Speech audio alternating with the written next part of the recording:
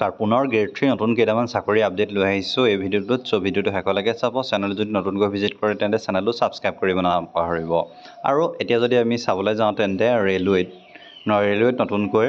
grade 3 আৰু grade 1 ৰ কাৰণে ভেকেন্সি ৰিলিজ কৰিছে আৰু এই ভেকেন্সি কেইটানো কি হয় আপোনালোকে এই ভিডিঅ'টোতে গম পাব আৰু ইয়াত যদি আমি চাবলৈ যাওঁ তেন্তে 6238টা ভেকেন্সি খালী হৈছে য'ত গ্ৰেড 1 ৰ কাৰণে 183টা আৰু গ্ৰেড 3 কাৰণে 6055টা আৰু ইয়াৰ কাৰণে যদি চাই তেন্তে আপোনাৰ ইয়াৰ যেটো কোৱালিফিকেশন 18 বছৰৰ পৰা 33 বছৰৰ ভিতৰত হলে আবেদন কৰিব পাৰিব আৰু ৰিলেক্সেশন পাব ৰিজাৰ্ভেশন কেটেগৰী আৰু এই যেটো গ্ৰেড 3 হয় গ্ৰেড 3 টেকনিশিয়ানৰ কাৰণে হয়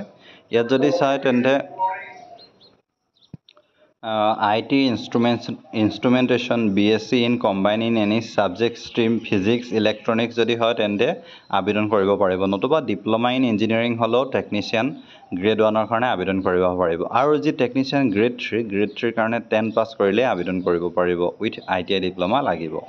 এপ্লিকেশন ফিজ যদি চাই তেন্তে 500 জেনাৰেল OBC EWS ৰ কাৰণে বাকি 250 SC ST ক্যান্ডিডেট বা ফিমেল ক্যান্ডিডেটৰ কাৰণে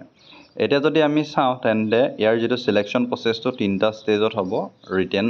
এটা হ'ব যেটো CBT computer based test next আছে ডকুমেন্ট ভেৰিফিকেশন অৰ্থাৎ এটাই টেষ্ট হয় ৰিটেন টেষ্টটোই হ'ব যেটো pay of scale as per ৰুলছৰ মতে প্ৰদান কৰিব আৰু ইয়াৰ কাৰণে অনলাইন আবেদন কৰিবলৈ আপোনালোকে অফিচিয়েল ৱেবসাইট নতুবা ডেসক্ৰিপচনৰ লিংক দি দিম তাৰ পৰা গৈ আবেদন কৰিব পাৰিব যি 28 তাৰিখ 6 স্টাৰ্টিং হৈ গৈছে আৰু 28/7/2025 লৈকে আবেদন কৰিব পাৰিব এপ্লাই কেনেকৈ কৰিব আপোনালোকে এই যেটো এপ্লাই ক্লিক হিয়াৰ তাত ক্লিক কৰি পিনে আপোনালোকে